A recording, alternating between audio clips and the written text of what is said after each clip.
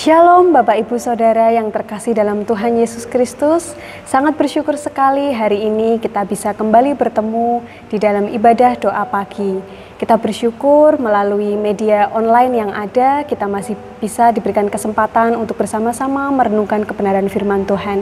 Mari sebelum kita bersama-sama merenungkan firman Tuhan, kita akan bersatu di dalam doa. Mari kita berdoa. Bapa di dalam surga, Tuhan yang baik, Tuhan yang mengasihi kami sungguh bersyukur ya Bapa untuk segala anugerah-Mu yang boleh kami terima hingga pada saat ini. Pada saat pagi hari ini Tuhan, kami mau bersama-sama merenungkan kebenaran firman-Mu. Biarlah Tuhan Yesus yang akan memberikan hikmat kepada kami, untuk kami bisa mengerti, untuk kami bisa memahami setiap apa yang menjadi firman-Mu. Dan biarlah Tuhan, melalui firman Tuhan, kami bisa bertumbuh semakin hari menjadi semakin berkenan kepadamu. Terima kasih Tuhan, hanya dalam nama Tuhan Yesus Kristus kami berdoa dan mengucap syukur. Amin. Bapak Ibu Saudara yang terkasih, hari ini kita akan bersama-sama merenungkan firman Tuhan yang diambil dari Matius pasal 26 ayat yang ke-6 sampai dengan 13. Matius 26 ayat 6 sampai dengan 13. Mari kita akan membuka Alkitab kita. Saya akan membacakan untuk Bapak Ibu Saudara sekalian. Perikop ini berjudul Yesus diurapi. Ketika Yesus berada di Betania, di rumah Simon si Kusta, datanglah seorang perempuan kepadanya membawa sebuah buli-buli pualam berisi minyak wangi yang mahal.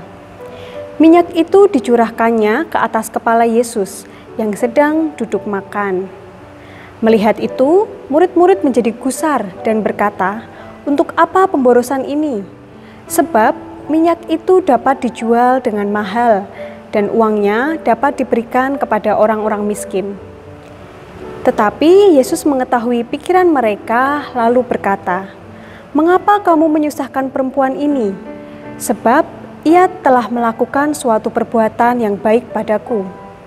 Karena orang-orang miskin selalu ada padamu, tetapi aku tidak akan selalu bersama-sama kamu." Ayat yang ke-12, "Sebab dengan mencurahkan minyak itu ke tubuhku, ia membuat suatu persiapan untuk penguburanku. Aku berkata kepadamu, sesungguhnya di mana saja Injil ini diberitakan di seluruh dunia, apa yang dilakukannya ini akan disebut juga untuk mengingat dia." Amin.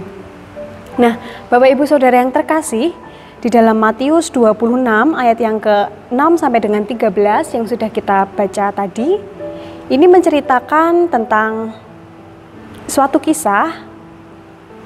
Pada saat itu Yesus sedang berada di Betania, tepatnya ada di rumah Simon si Kusta. Kemudian datang seorang perempuan yang datang dengan membawa sebuah buli-buli pualam yang isinya adalah minyak wangi. Kemudian di sini dituliskan bahwa minyak wangi tersebut memiliki harga yang mahal. Lalu singkat cerita, kemudian perempuan itu mencurahkan minyak yang sudah dibawa itu ke atas kepala Yesus. Nah, tetapi setelah melihat apa yang diperbuat oleh perempuan itu, muncul suatu perdebatan. Murid-murid Tuhan Yesus yang saat itu berada di situ, mereka bukannya senang, tapi menganggap ini sebagai suatu perbuatan yang merupakan pemborosan. Murid-murid menjadi gusar. Mereka menganggap ini sebagai suatu pemborosan. Nah, murid-murid Tuhan Yesus ini berpikir bahwa sebenarnya minyak yang dibawa si perempuan ini lebih baik dijual karena memiliki harga yang mahal ya. Kemudian hasil penjualannya itu bisa dibagikan kepada orang-orang yang miskin. Nah, tetapi Tuhan Yesus mengetahui apa yang ada di dalam pikiran murid-muridnya. Kemudian Tuhan Yesus menegur murid-muridnya. Nah, saudara-saudara yang terkasih, dari bacaan kita hari ini, kita akan memfokuskan pada ayat yang ke-11 yang berkata, "Karena orang-orang miskin selalu ada padamu, tetapi aku tidak akan selalu bersama-sama kamu." Nah, dari ayat ini bisa kita lihat bahwa apa yang dikatakan Tuhan Yesus itu sebenarnya berbicara mengenai suatu kesempatan. Kesempatan ini tidak selalu ada. Kesempatan tidak datang 2 kali, dan kesempatan harus kita manfaatkan dengan baik. Banyak di antara kita yang terkadang melewatkan kesempatan-kesempatan yang ada dan kemudian merasa menyesal di kemudian hari. Kita berpikir bahwa andai saja waktu itu saya bisa mengerjakan ini, andai saja waktu itu saya bertindak seperti ini, dan lain sebagainya yang merupakan wujud dari rasa penyesalan kita. Nah, ini tidak hanya berbicara tentang kesempatan untuk melayani Tuhan, tetapi juga berbicara tentang kesempatan-kesempatan yang lainnya. Sebagai contoh, kita mungkin kehilangan kesempatan untuk bisa memperhatikan keluarga kita. Kita kehilangan kesempatan untuk memberikan perhatian kita kepada orang tua. Mungkin orang tua merasa kehilangan kesempatan untuk memberikan perhatian kepada anak-anaknya, dan lain sebagainya. Kita mungkin terlalu disibukkan dengan pekerjaan kita disibukkan dengan berbagai urusan kita, sehingga kesempatan itu menjadi hilang. Kesempatan itu tidak bisa lagi kita manfaatkan dengan baik. Kita juga terkadang kehilangan kesempatan untuk bisa berkomunikasi dengan sahabat-sahabat kita kehilangan kesempatan untuk berkomunikasi dengan teman-teman kita, karena kita terlalu fokus dengan urusan kita masing-masing. Kesempatan ini tidak akan datang 2 kali, sehingga di akhir nanti kadang kita merasa sangat menyesal. Jangan sampai itu semua terjadi kepada kita. Ada juga kesempatan yang terkadang seringkali kita lewatkan, yaitu kesempatan untuk bertobat atau kesempatan untuk berubah menjadi lebih baik lagi. Terkadang kita menunda-nunda untuk bisa berubah, kita menunda-nunda merasa, nanti saja, kan masih ada waktu, sampai di suatu hari, di suatu titik kesempatan itu hilang. Kita tidak lagi bisa bertobat, kita tidak lagi bisa berubah, kesempatannya sudah hilang. Nah, Bapak Ibu Saudara, seperti yang saat ini sedang kita alami, dengan adanya perubahan situasi karena adanya virus corona, ini bisa menjadi kesempatan bagi kita untuk menjadi berkat buat orang-orang di sekitar kita. Ini bisa menjadi salah satu kesempatan bagi kita untuk kita memperhatikan kawan-kawan kita, untuk kita memperhatikan teman-teman kita, orang-orang yang ada di sekeliling kita. Mungkin saat ini ada teman-teman kita yang membutuhkan pertolongan kita.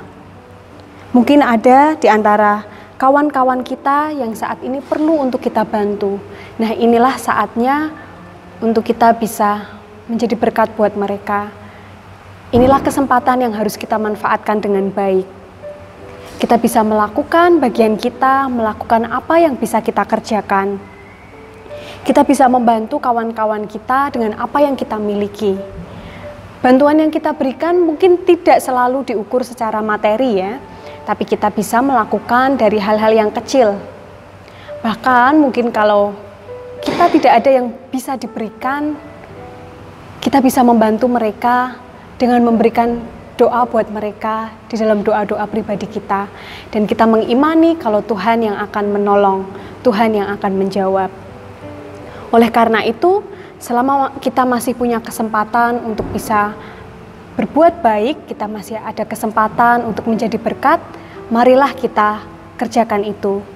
Seperti yang tertulis di dalam firman Tuhan, di Galatia, pasal yang ke-6 ayat yang ke-10. Mari kita akan buka Alkitab kita. Galatia 6 ayat yang ke-10. Saya akan membacakan untuk Bapak Ibu Saudara. Demikianlah firman Tuhan. Karena itu, selama masih ada kesempatan bagi kita, marilah kita berbuat baik kepada semua orang, tetapi terutama kepada kawan-kawan kita seiman. Amin.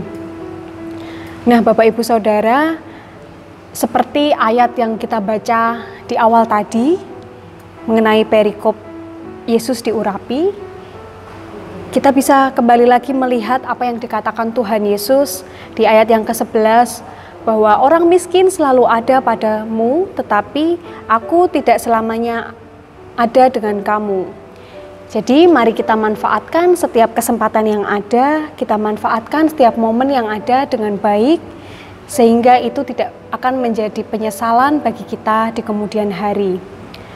Tuhan sudah memberikan banyak kesempatan kepada kita, Tetapi kadang kita yang tidak memanfaatkan kesempatan itu dengan baik sehingga kesempatan itu hilang begitu saja.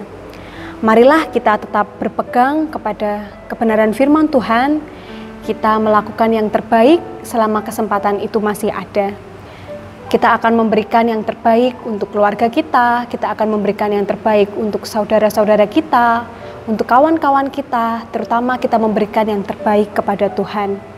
Jangan sampai kita menyesal karena tidak memanfaatkan kesempatan yang diberikan dengan baik. Amin. Mari sebelum kita menutup renungan kita pada saat pagi hari ini, kita akan bersama-sama berdoa dan kita akan menaikkan doa-doa syafaat kita. Mari kita berdoa. Tuhan Allah Bapa yang bertahta dalam kerajaan surga, kembali kami datang kepadamu ya Bapa. Kami mengucap syukur untuk firman yang boleh kami renungkan pada saat pagi hari ini. Biarlah melalui firman-Mu ini Tuhan, kami bisa belajar untuk memanfaatkan setiap kesempatan yang Engkau berikan dengan baik. Kami bisa memanfaatkan kesempatan untuk memperhatikan keluarga kami, memperhatikan orang tua kami, memperhatikan anak-anak kami. Kami bisa memanfaatkan kesempatan dengan baik untuk bisa menjadi berkat buat banyak orang ya Bapa. Tuhan yang akan menolong kami, biarlah melalui setiap firman-Mu bisa membuat kami semakin hari semakin bertumbuh di dalam Engkau. Terima kasih Tuhan, saat ini kami juga mau menaikkan pokok-pokok doa kami. Kami mau berdoa buat bangsa dan negara kami. Kami mau belajar bersyukur ya Bapa untuk apapun yang Tuhan boleh izinkan kami alami, yang Tuhan boleh izinkan terjadi atas negeri kami ini. Biarlah Tuhan kami mau berdoa, biarlah Tuhan yang akan memberikan pemulihan kondisi untuk negara kami ini, bahkan untuk negara-negara di dunia ya Bapa. Tuhan yang akan memberikan pemulihan, Tuhan yang akan menyembuhkan Tuhan setiap orang-orang yang terdampak dari virus corona ini.